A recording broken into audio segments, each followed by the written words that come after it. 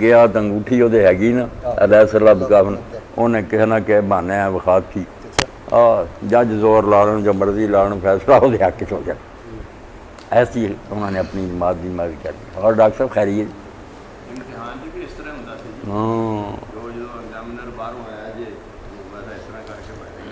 बिल्कुल 10 दिन पहला इतला जमात दे दी एक तरह के लोग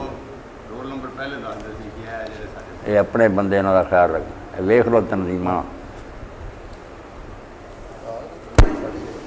कितने साल हो गए अपने मैडिकल कॉलेज बनया ना तो तलवंडी का DPI ना पहला उन्हें सानू दसता कि मैं इत्थे लगना अल्लाह लगा भी वही मरजेई सीगा साडे नाल साइकिल ते आउणा जाना ना पिंडों वो कहंदा भी हुण मैडिकल कॉलेज बन रहा ना मैं इहदे च DPI लगना बस वो ही लगा तैयारी आप लवाउंदे अपना असगर ठेकेदार ना मेरा बरादर निस्बती उन्होंने का खाला का लड़का सी याकूब ओवरसीयर से वो तबादला हो गया। उन्हें आख्या फिर को यार रब्बे जाता जुंदा सी उत्थे एक ना गोखूवाल का ही मिल रही थी बुढ़ा पुराना फरजंद अली सहाबी समझते थे उन्हें ये उन्होंने मिलया उन्हें आख्या चल जिस वे आए वो आंदा जाता रहा जिस वे आया ही ना हो नौकरां नूं वक्त पै गया। उन्होंने उस वे कमरे खोले कुर्सियां में जाके साहब ने दसिया फरजंद अली साहब आए उस दौरा उन्हें आख्या तुसीं मैनूं घर बुलाउंदे तुसीं साडे सहाबी हजरत दे देखण वाले हाँ बह गए उस वे आ गई ट्रालियां खाने छाने बाद उन्हें गल की इस तरह तबादला तू कर दिता पहला तो ये होंदे ना सामने ये याकूब ही नाल बहुत गुस्से च आया तू तबादले रुकाउंदा फिरदा इन्ने लोगों के होर नाल हो गया कि मैं रोकां कोई किते चला गया कोई उस इंतजार ये किया तो बाद ना बुला के कहने लगा यार जी एड्डी वड्डी सिफारिश सी तेरे को तो तू पहला क्यों ना दसिया तो हुण दस कित्थे लगना और सारे कैंसल करके ना जिते इन्हें आख्या उत्थे ला ऐसियां तनजीमां साडे जिहड़े बड़का मार मुर्गे ना इन्होंने कोई दीन का ही बनाया ना दुनिया।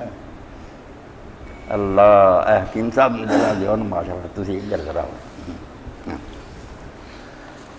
अल्लाह राज हकीम साहब वालेकुम सलाम नाज के जिहाद शामिल होना है माशा अल्लाह हुण पानी उतर गया। मैं सवेरे जो आया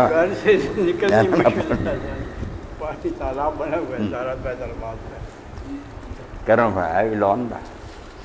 इलाका बनाया ना इकरा अच्छा मैडिकल कॉलेज मैं बैठा सी काम रूम दे बाहर पढ़ रहा सी जी उत्थे जिहड़ा ना जी एक सीनरियां बेचण वाला आ गया उन्हें तूड़ी दे तिनकियां तो ना सीनरियां बनाइयां सी। अच्छा मैं ख्याल आया मैं कि भी अगर ये बना सकते तो कुरान जी की आयत क्यों नहीं लिखी जा सकती। अच्छा मैनूं नहीं पता सी भी ये जिहड़ी आयत ये खास अपने तौर पर मनते ने मरजाई ये मैं बाजार गया इन्नी सारी तूड़ी लै आया कमरे बैठ के ना मैं वो खूबसूरत करके लिख के तो वो रंग रंग भर के फ्रेम करा के तो ला ली वो मेरे को इत्थे तक रही। इत्थे मेरी वालदा बीमार सी घर उन्होंने टीका जरूरत होंदी सी ते एक नर्स एक दिन आ जाती टीका ला जाती वो एक दिन छुट्टी ते सी दूसरी नूं भेजता मेटर ने वो मरजैन सी। अच्छा उन्हें जो पढ़िया उन्हें कहा कि डॉक्टर साहब तुम अहमदी हो मैं क्या क्यों कह लगे आ जी आयत लिखी है मैं कह आयत कुरान मजीद की है कहते साढ़े हज़रत साहब से उतरी है मैं कोई तो 1400 साल पहले उतरी है तो हज़रत साहब किधरों आ गए।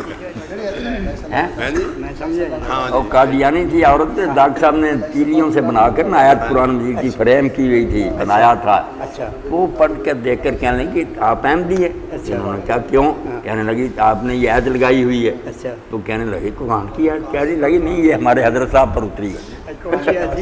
अलैहिस्सलाम काफिन अब्दा हाँ ये है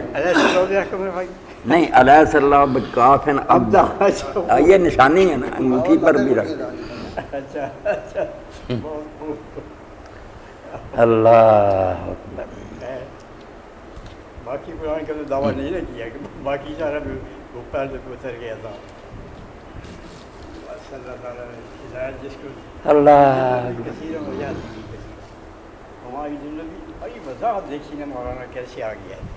ज़िंदगी किसी ने याद है तो आप इस्तेदलाल करते हैं ना कि जिसे चाहते हैं आगे कहते हैं हमारी ज़िंदगी दरपाजी